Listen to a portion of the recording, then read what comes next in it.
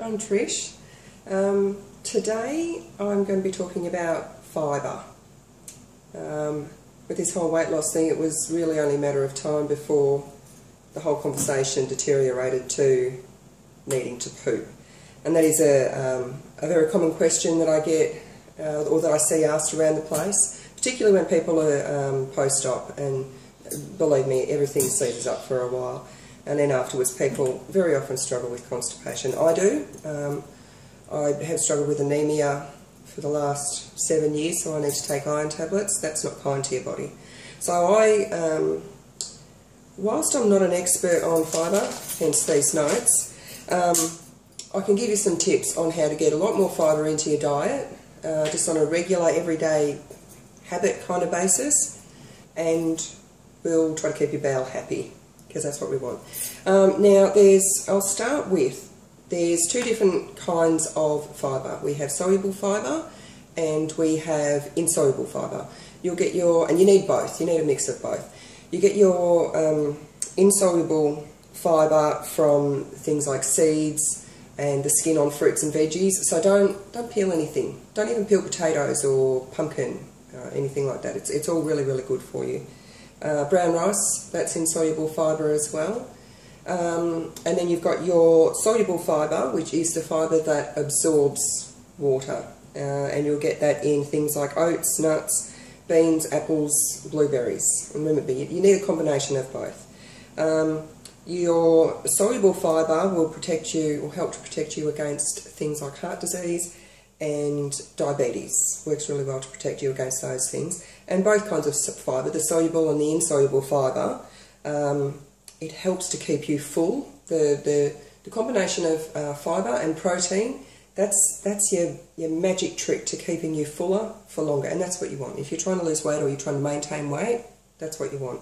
And it'll also obviously keep your bowel happy. That's why we all want extra fibre in our diets.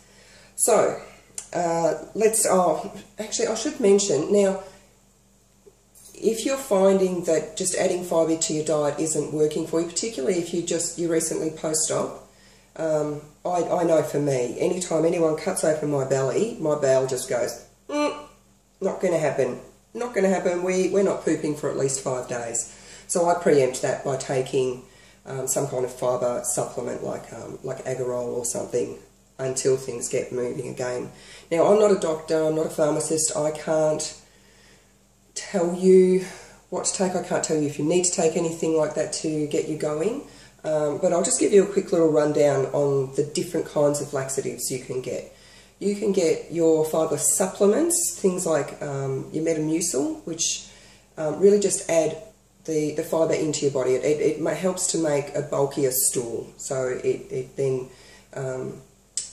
it makes your bowel want to expel because it's full. And then you have your osmotics, which just makes your body draw more fluid into your bowel to make your stool softer, easier to pass. And then you've got your much harsher ones, which are your stimulant laxatives, which are the Dulcolax, which I haven't used, but apparently that's all the rage. That's what everyone talks about. You know, your Senecot, Laxettes, those sort of things. That's what I use, because I've used all the other ones and they don't work for me.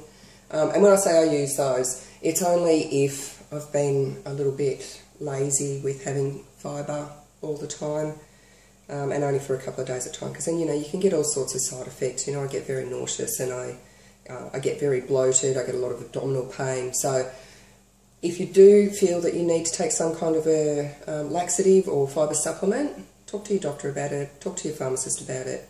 And also, if you do decide to take anything like that, don't take it long term. Your bowel will become reliant on it.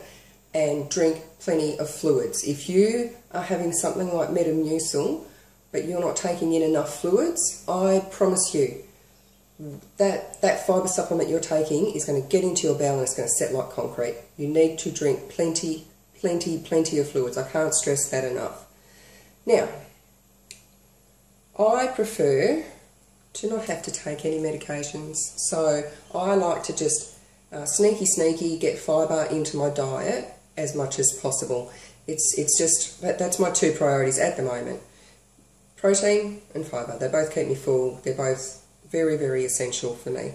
And if you get into the habit, if you know what's got fibre in it and you get clever, you can put fibre into pretty much every meal. Protein in every meal, fibre in every meal.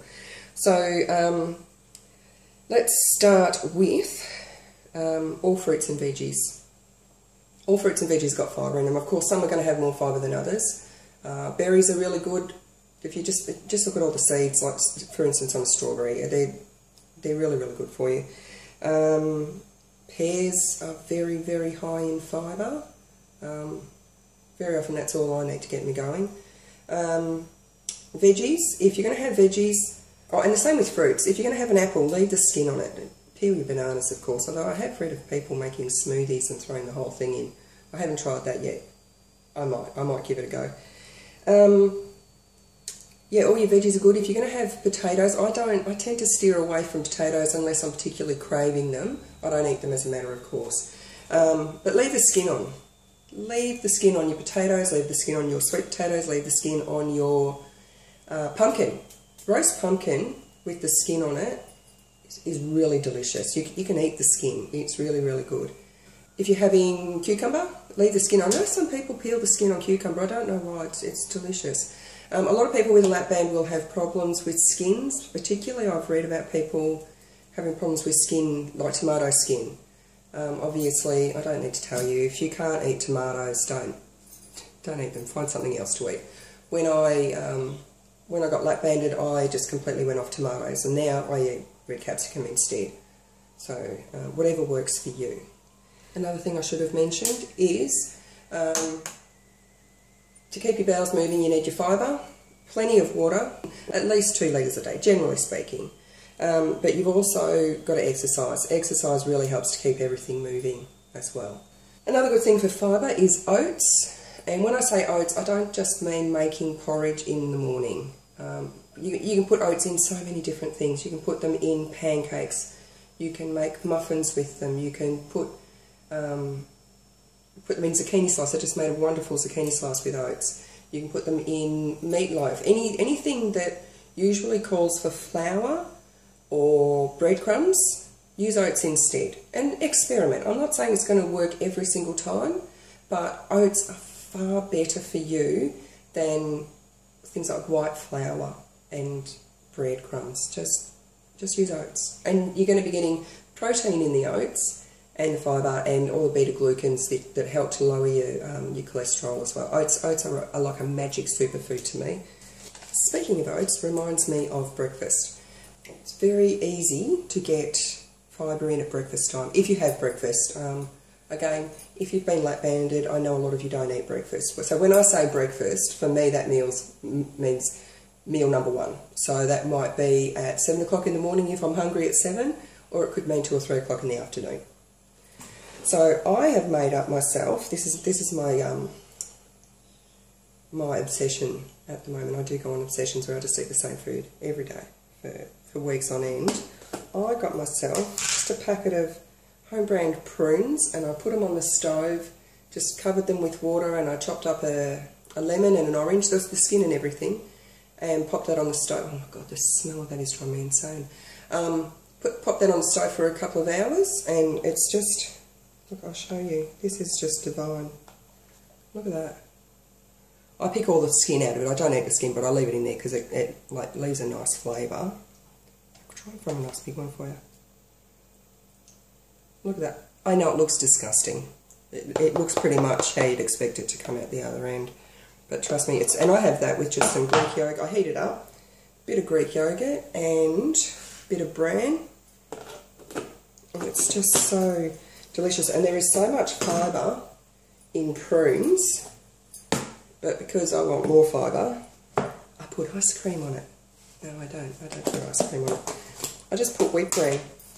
Just this, that you can buy for, like, I don't even know, $1 or $2 a bag in the supermarket. It looks like sawdust. And when you first start eating, I'll be honest, it tastes a little bit like sawdust as well. But it's so good for you. And you just sprinkle, like, 2 teaspoons of that on your yogurt with your prunes. Delicious, so much fibre. So very much fibre in there. Also for breakfast, a lot of people have, you know, toast and, or, you know, like they'll have eggs, fantastic, but they put toast with it. You don't need the toast. I don't even buy bread here, or if I do, it's for a very, very special treat. I did a lot of research on bread because I do like bread, and I do eat bread, but only when I'm out because, as I said, it's a special treat. They say that you shouldn't buy bread unless the first ingredient is whole grains, not wholemeal flour, but whole grains. And I found one. The only one I found is the Woolworths Macro brand, and it's around about 30. The first ingredient, 37% whole grains, and it's got beautiful pumpkin seeds on top, and it's really delicious. But again, very special treat. Yeah, breakfast. Ditch the bread, have the egg. Egg is fantastic. Ditch the bread, have another egg instead, have 2 eggs instead. Or put your eggs on some baked beans. Plenty of fibre in baked beans and protein. That's, as a breakfast, bit of baked beans, homemade baked beans, they're easy to make, and a poached egg on top. That is a powerhouse of a breakfast. So full of protein, so full of fibre, unbelievably full of fibre. That will get you going for hours, literally like 3 or 4 hours, I promise you. A lot of people still eat cereals at breakfast. Do yourself a favour and go to your cereal aisle and don't look at the hype on the packaging saying, oh, you know, full of fruit and bran and blah, blah, blah. I'll guarantee you, you flip them around and have a look at the nutrition label and the ingredients, and there'll be sugar in there, and there will be probably very high sodium, very little fibre. Don't do that to yourself. The only cereal I buy is good old-fashioned Fibre Brits. Look, I'll look at the nutrition label per serving, which is 2 Fibre Brits, and trust me, that's plenty. I have 2 Fibre Brits with, I make it up with hot water, cinnamon, bit of vanilla, and a spoon of peanut butter. Protein and fibre all in one hit. It's wonderful. So 2 biscuits will get you, I think I worked it out, to about 117 calories for 2 biscuits, and then whatever your peanut butter is, about 125 calories. But it's got 4.2 grams of fibre in 2 Fibre Brits. 4.2 grams of fibre. That's a lot. I think from memory, and I did research, but then I didn't write it down. I think women need around about 25 to 30 grams of fibre in a day, and men need about 30 to 35 grams of fibre in a day. But don't quote me on that, I could be wrong. Yeah, so like heaps of fibre, and then if you have a look down a little bit further, and it's even got some protein in the Fibre Brits as well, like 3.3 grams of protein. Carbs, 22.3, which you would expect because it's made out of wheat. And the sugars are at like 0.1 grams, it's very little sugars. I try to get, and it's very low in sodium as well, 130 milligrams sodium, that's not too bad. They mostly say, from what I've read, to keep your sugars down to less than 5 grams per 100 grams. I'm a little bit stricter than that. I like to keep my sugars down to less than 5 grams per 100 grams. And then, you know, it depends what you're eating as well. If you're having something like yogurt, there's going to be natural sugars in the yogurt, so you've got to take that into account. Fruit, don't even count the sugar in fruit, because there's that much fibre in fruit that it cancels out the sugars, and they're natural sugars. When I say sugars, I mean like, you know, this sugar. You know, sugar that people put into things, into their tea and their coffee and on their cereal and in their baking, in their cooking. Don't do that, you don't need it. Also on breakfast, you can make your own muesli. I don't buy the pre-packaged muesli because you don't really know what's in. They fill it full of sugar and they toast it and just so much crap in it. And it's dead easy to make your own, and cheaper as well. Just have a look at this. All I've put in there, I got some rolled oats, I got some bran sticks, which are they've got a bit of salt and sugar in them, but they're delicious, and I've got to put them in for texture. Puffed rice things, pumpkin seeds, that might be a bit of almond, I don't know. But also I put in, you know, sultanas, and there isn't any in here. Oh, flax seeds. There's none in this one, I must have picked them all out. but I chop up dates and put dates in as well, and that's plenty of sweetness with a, a bit of yogurt and some fruit. Even just, you can get tinned fruit with without extra added sugar. Don't buy the tinned fruit in syrup. You buy the tinned fruit in juice. That's a great breakfast. Really high in fibre. Fibre in the fruit, fibre in everything that you put in your muesli. Beans are really high in fibre, and usually high in protein as well, so you've got your double whammy there, which is fantastic. Things like, that instantly spring to mind are your baked beans, and again, make your own. But other beans like lentils and broad beans and kidney beans and chickpeas, split peas, they're all really fantastic. You can make soups out of them, you can add them into casseroles, they're so versatile, they're perfect combination of fibre and protein.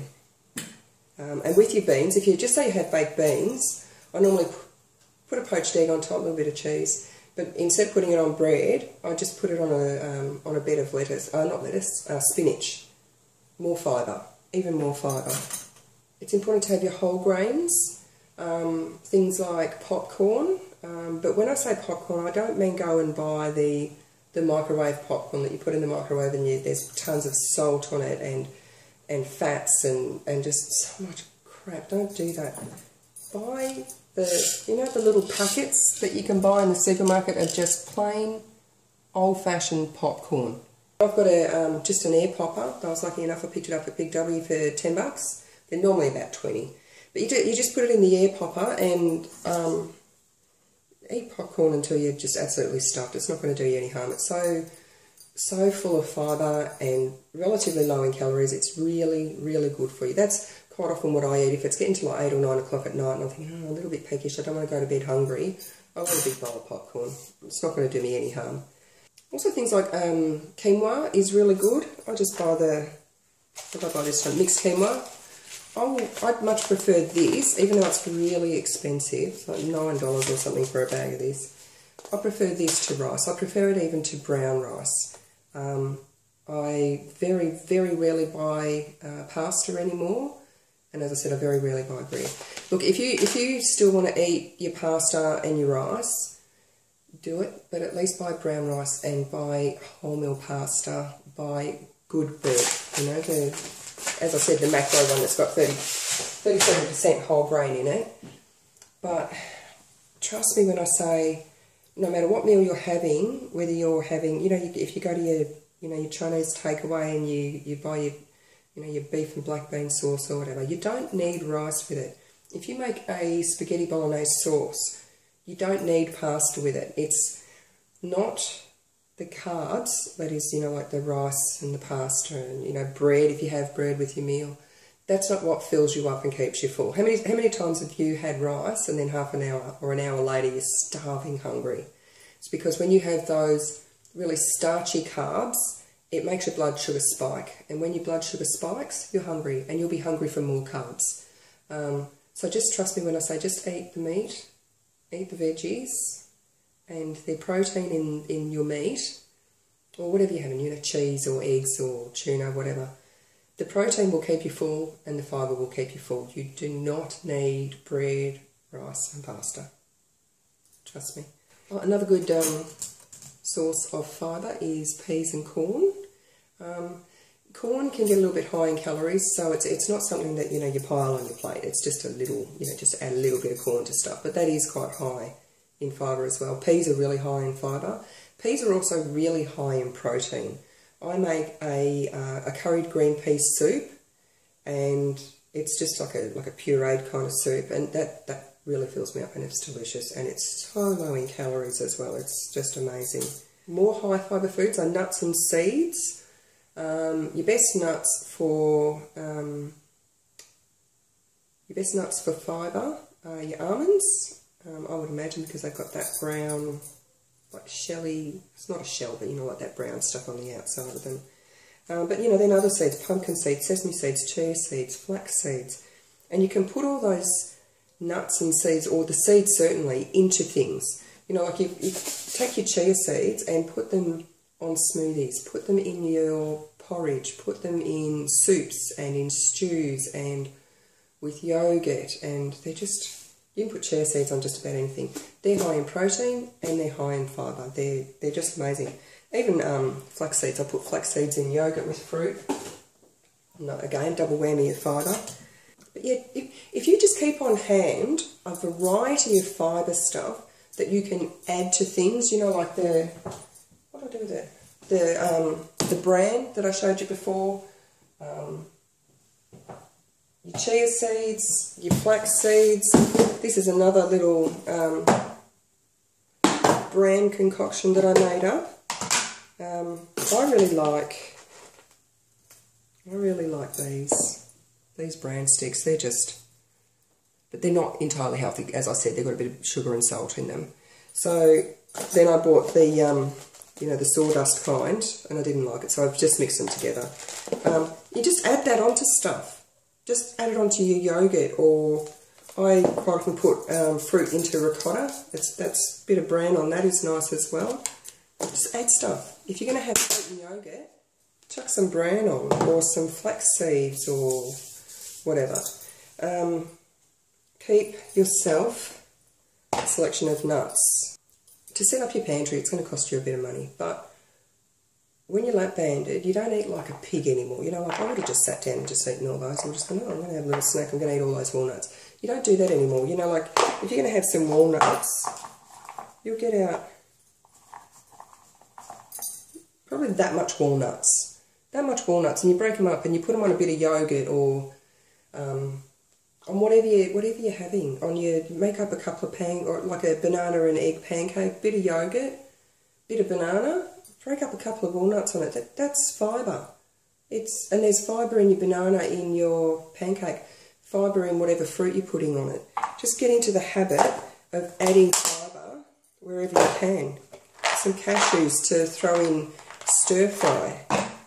Some pistachios to put in your chia seed puddings. I make chia seed puddings, and I put fruit in the chia seed pudding, and then I put fruit on top of it, and then I put, you know, pistachios on it as well. So much fibre.